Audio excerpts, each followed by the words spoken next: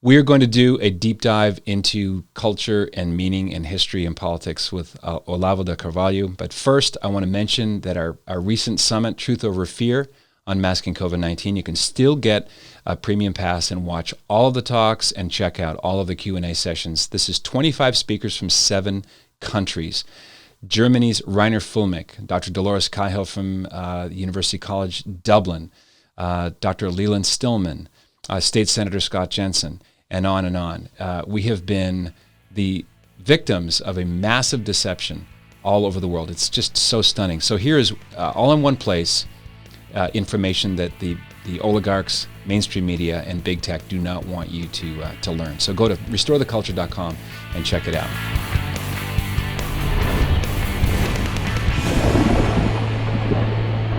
Glad to have you, as promised. Olavo de Carvalho is a Brazilian-born writer and philosopher. He's written scores of articles and books on culture and philosophy and politics, including the ironically titled "The Minimum You Need to Know Not to Be an Idiot." He's also a YouTube phenom in his native Brazil, and he joins us from Virginia. Olavo, thank you so much for your time. Thank you for your kind invitation.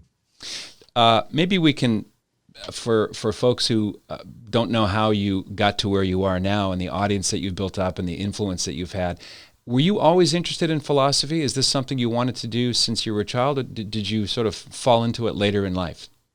Yes, in the beginning, I was more interested in comparative religion. Then I arrived at the conclusion that the religion cannot be compared at all. Right. Bit by bit, I was led to philosophical questions. I think it was G.K. Chesterton who said, if you study comparative religions, you become comparatively religious. Yes. Now, Brazilian political history is quite different from the United States. We had Barack Obama, we had Bill Clinton, but we did not have the Workers' Party and the last couple of decades in Brazil. For folks who are not completely aware of the last 50 years or so in Brazil, why is the election of Jair Bolsonaro so important for Brazilian history? Because for 50 years, the communists had total dominion, total power over Brazilian society and Brazilian culture. The thing was, they were so powerful, they dominate so completely, that when I published my first polemical book, The Collective Imbecile, they could not understand it because they were not used to be criticized. Well, they're also a lot more organized in the last, say, the Second World War. The left, communists, progressive socialists, they seem to be better organized, better funded. They seem to have a plan, and they have the passion to carry it out. We people who identify as conservatives or tradition-minded Catholics, we're always playing defense. We're always playing catch-up. This is a very strange situation, because in 1964 we had a military coup, and the military took power. But they were, in their ideology, they were positivistic. They were followers of Augusto Comte. This is a deep tradition in Brazilian army. And so they hate politics. They hate the political parties. So they stopped all political activity. The parliament was just there just to say amen to the military decision. So for 20 years we had no politics. And the right-wing parties were totally destroyed. At the same time, the government helped the communists, gave money to them. They of course, the military fought the guerrilla, the armed left, but they helped the Pacific left. They gave lots of money to them. The owner of the largest communist Brazilian publishing house, Mr. Enio Silveira, one week before he died, he confessed me, my publishing house only survived owing to the financial help from the government, from the military. Right. Do you think that there's some historical parallels here? I know they're not the same thing, but is there some analogy to the rise of President Trump and his election and other more conservative, patriotic / nationalist elections in other parts of the world? In other words, has the Trump effect been like a series of dominoes around the world? No, it's not the same thing. Because in the United States, you always had the Republicans and the Democrats. You had right-wing presidents like Ronald Reagan and so on. Even Richard Nixon was a man of the right. Not a perfect right, not very good right wing, but right. But in Brazil, we had nothing. Since the end of the Getúlio Vargas dictatorship in 1945, the left dominated the country. You know, the right-wing parties only elected 2 presidents, and both of them were toppled after a few months in the government, like Jânio Quadros and Fernando Collor. They governed by only a few months. They were toppled by the left. The alliance between the Getúlio Vargas followers and the communists is the only political power in Brazil. So Bolsonaro was elected only by a spontaneous popular movement. It had no party. Right. No party supported him. It had no money. He made no political campaign. This is almost a miracle. Yeah. And suddenly he was elected. Nobody believed he would be elected. So But true. I Yeah. have been saying for many decades, the first candidate who presents himself with a conservative program will be elected, because there were no conservative in the Brazilian scenario. Nobody. He was the first. And the Brazilian people is conservative, deeply conservative, Catholic and conservative. So this was truly ground up. This is like Yes. almost. It's not. I'm not in any way denigrating Mr. Bolsonaro, but it was a movement waiting for a leader to galvanize everyone. That's it. And he was the first one who appeared, and he made a huge success. Nobody believed this would be possible. But I have been saying this for many decades. How many other countries in South America are ruled by actual communists or communist sympathizing socialists, say from Mexico, Central America, South America? Most of them. Most are governed by moderate leftists, and some by communists. No one is ruled by right-wing people. Who are the notable exceptions to that rule in South America? Exception was Colombia for some time. But no, not anymore.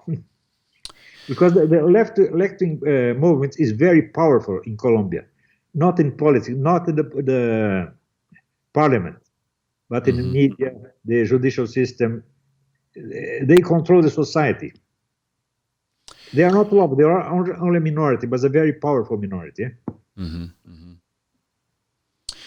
When did you start writing about politics as opposed to philosophy? Have they always been fused in your mind, or did you kind of set out to be more political minded in the way you were writing and speaking? My first political book was The New Age and Cultural Revolution in 1993. It was a big success. It sold all his first edition the first day. And how did the establishment take you?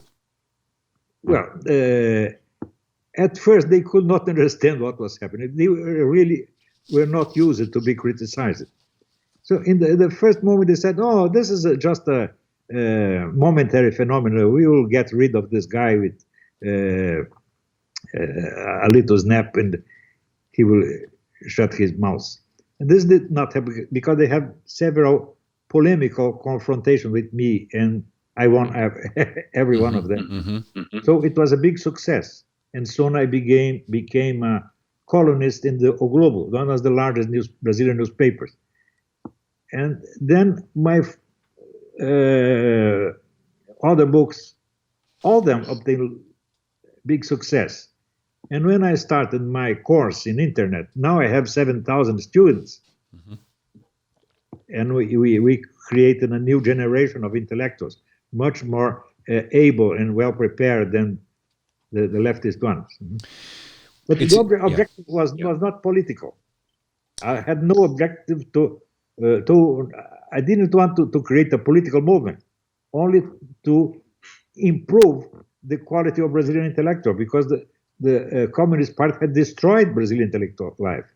In the 60s and 70s, we have lots of great writers and philosophers. Then everything disappeared. They destroyed everything. And so, my name is a Norwich word that means survivor. My grandmother showed us the name for me. It was prophetical because all the older generation, they all died, and I am the only survivor. So I understood I had the mission to connect the former generation with the following one. And this, I did it. And now we have hundreds of good young intellectuals. So, the leftists was not prepared for this because they decayed. They were completely stupid. And this is the reason they hate me so much. Well, they're not used to losing. They're not used to being called names, and they can't bear mocking. Yes, that's it. I was looking at some of the things that are said about you online, and I find more and more of my guests are subject to the ritual shaming by big tech and the people who control things like Wikipedia. I read the piece in The Atlantic by a writer whose name I will not mention, but this is a classic Columbia University propagandist, and she says, speaking of you, he is at the center of an anti-intellectual ideology shaping the policies of a nation of more than 200 million people, providing inspiration for one of the world's most extreme leaders, and in doing so, turning fringe beliefs into government action. So you're anti-intellectual, you are extreme, and you're on the fringe. A bunch of stupid lies. This is they act like children. They don't understand anything. Well, it's one thing to focus on name calling, but I don't see a lot of people refuting you, grappling with your ideas. They just want to delete you. No. They are not prepared to do this. They are not crazy to debate with me. Well, that's a good segue. They say I am the guru of the government. This is one of the legends, the myths about me. Do you know how many times I talked with Mr. Bolsonaro? 4 times. 3 of them by phone, and 1 for 5 minutes in the Brazilian embassy. How can I be the guru of this guy? Right.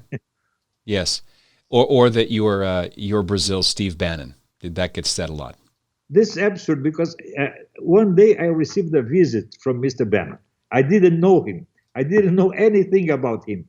And he was very kind. He came to visit me. He's a very kind guy. But I don't know nothing about his political thought. Absolutely nothing. I bought a book about it, but I didn't read it yet. So how can I be a Brazilian version of the guy I don't even know? Mm-hmm. This reminds me of the Peter Sellers movie, Being There, where everyone thinks he's a guru prophet political strategist, but he's just a simple guy who's just kind of wrong place, wrong time. That's just, yeah. So that's you. Speaking of debate, how did the 2011 written debate with Alexander Dugan, one of Putin's top geostrategists, how did that debate come together? Oh, this was an idea from some students of mine who were also sympathetic to Mr. Dugan. It was a great idea because I was the first Brazilian author who wrote something about Mr. Dugan 20 or 30 years ago, in the time when he called himself the National Bolshevik. He had a partner, I don't remember his name. They founded this movement. Later he changed the name of the movement. It became the... Como é que chama? O movimento dele agora? I don't remember it. But it was very interesting debate because he had the idea that the world globalist movement was an expression of American power. In reality, it's exactly the opposite. The globalist movement is against the United States. And this was my thesis. It's a bunch of international bankers and capitalists that they have not precise nationality. They use the nationalities, but they are not associated to any national interest, even less the American national interest. They hate the United States. now you can see this after the Mr. Trump appearing in the Senate. You can see that Trump represents the national interest, and he's an enemy of the globalist people. Mm-hmm. I'm going off memory now, but I believe your thesis is that there are three major projects in the world: the Russian-Chinese, and the West, maybe formerly called the Anglo-American establishment, and then Islam and the Caliphate. Yes. The Islamic globalist project is the older one, mm-hmm. because since the beginning, Islam, as one of its objectives, is to dominate the world. This is not a secret. This is overtly expressed, mm-hmm. overtly for more than 1,000 years. And it's also the slowest one, because Islam is not in a hurry. They have many centuries. They can wait for many centuries. And then you have the Western, we can call it Western globalist project, that's associated to a group of very important capitalists and bankers. Mm-hmm. This is started approximately in the 18th century with the British Royal House and the Rothschilds and people like this. They mm-hmm. have no nationality. Yeah. Many of them are British, many of them are American, many of them are from Switzerland, and they have no nationality. They are globalists because they have no nationality. Right. Yes. The nationalism that doesn't exist. Yes. And third, we have the communist project. Of course, it originates with Karl Marx and Lenin. Mm-hmm. Lenin believed that nationalism is the worst enemy of communists. But later, Stalin had the idea to use nationalism against the imperialist powers.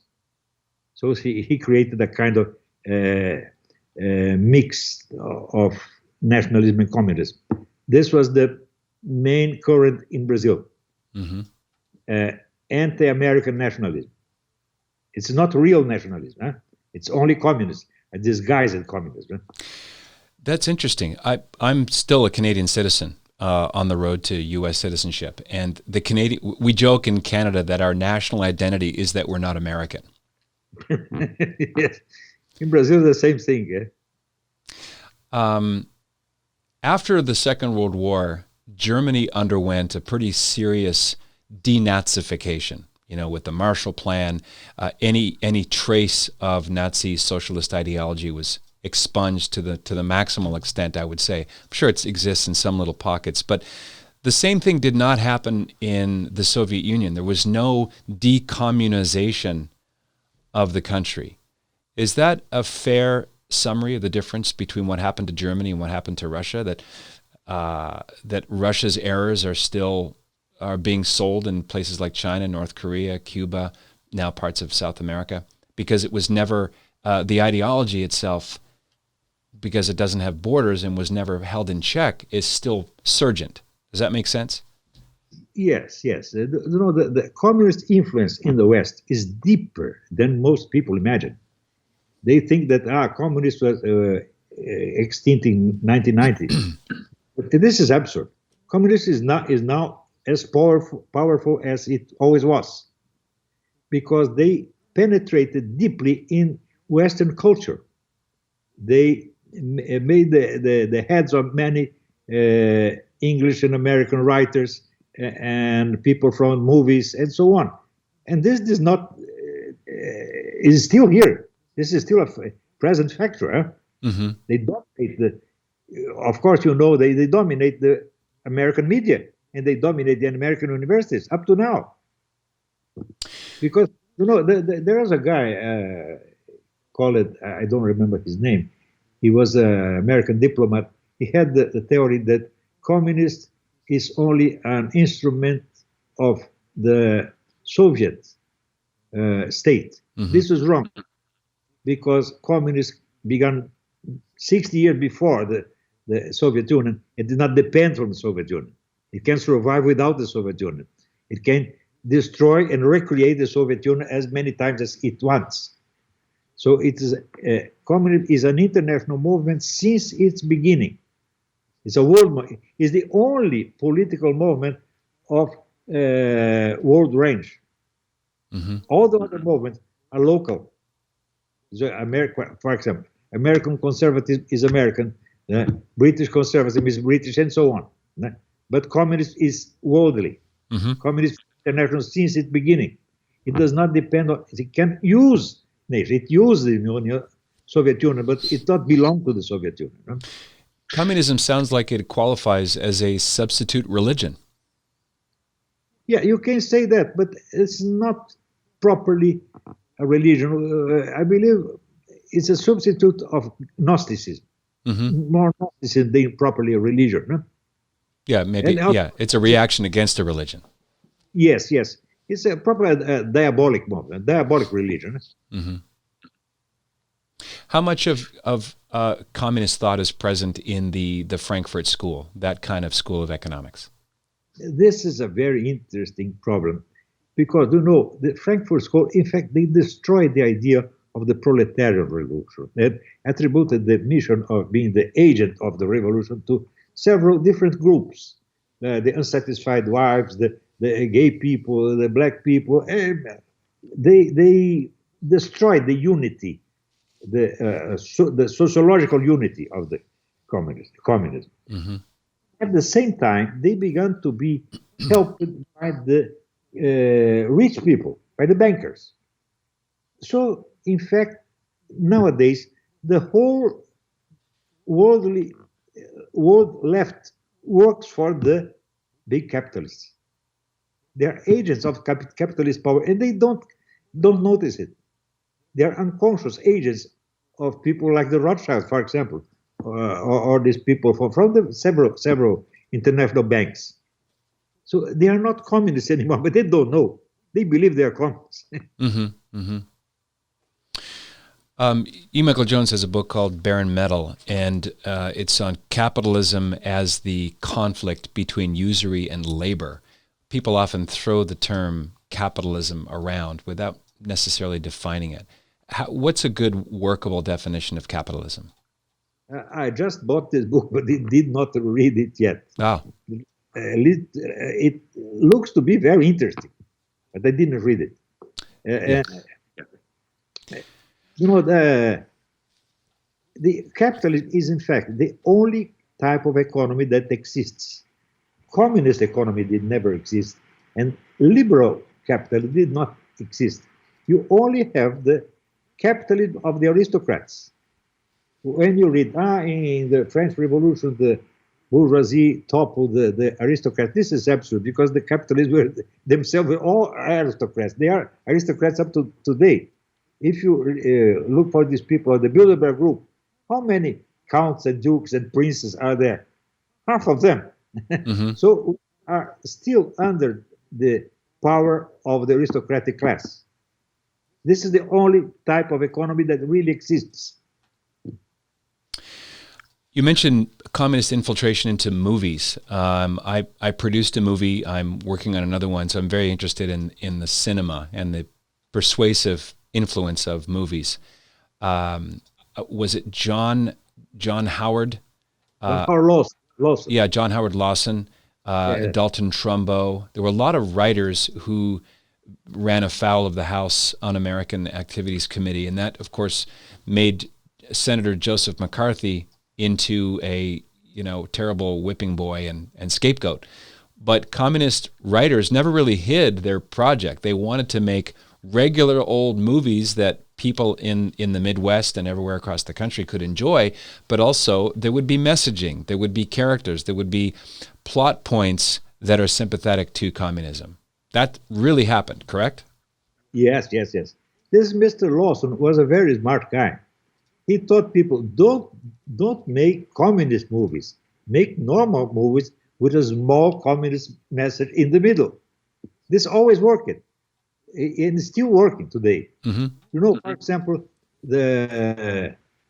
how many American movies since the 60s are against the Indians? Not one. All of them are against the white people. Yeah. So white people are always the criminals. and the Indians are always wise people, saints, and mystics, and so on. Yep. It's obviously a racist propaganda, racist Yeah. against Americans. Yeah. Huh? And Christian. Anti-American, Yeah. Go ahead. anti-American, anti-Christian propaganda. There's a book called The View from Sunset Boulevard by Ben Stein. He wrote it in 1971, I believe. And he notes this, that a very small number of people in a couple of zip codes in Southern California control what the minds of hundreds of millions of Americans ingest all the time. So you can't have a black villain. You cannot have a homosexual villain. Yes. If it's a small town, the liberal cop from the outside is always the hero, but the local police force are always corrupt. Christian preachers are always hypocrites, right? This is a cliche. The last movie I saw where there was an homosexual bad guy was Rome Open City of Roberto Rossellini. The Nazi official was a homosexual. Oh. This was the last bad guy homosexual. What year? It's 50. Okay. Right. 52, 53, something like that. Yeah. Yeah. It's a classic movie. Yeah, I'll check it out. This one I haven't seen.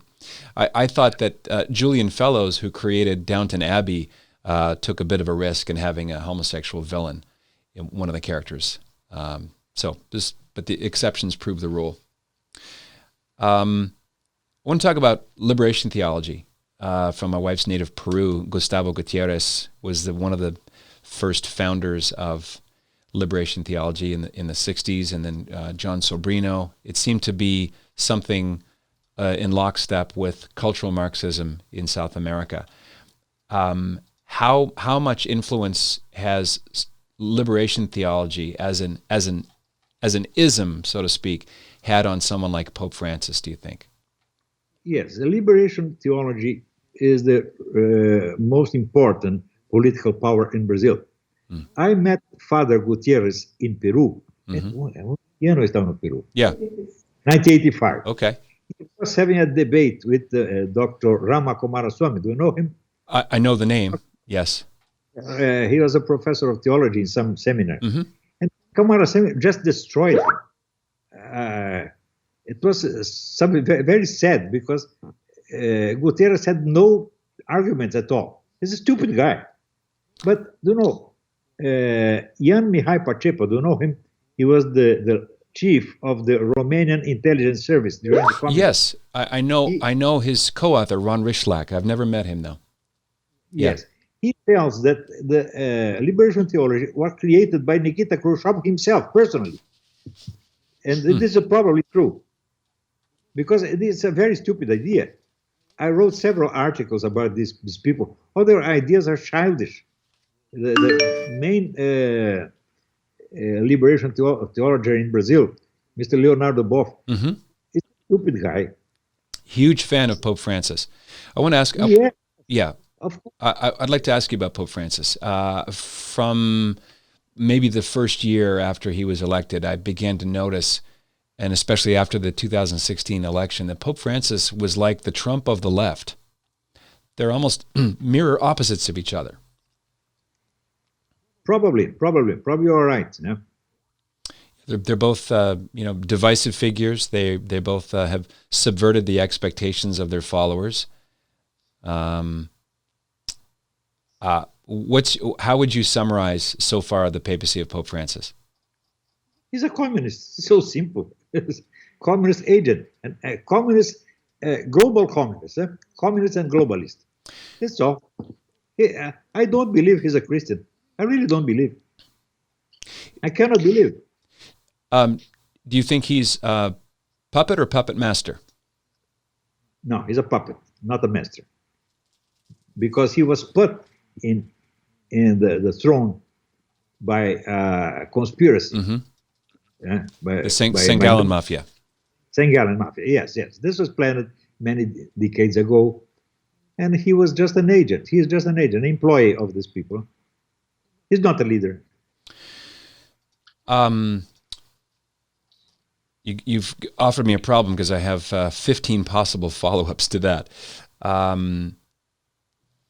let me start with the odd fact that John Paul II, being from Poland, I think he went there 7 or 8 times during his papacy.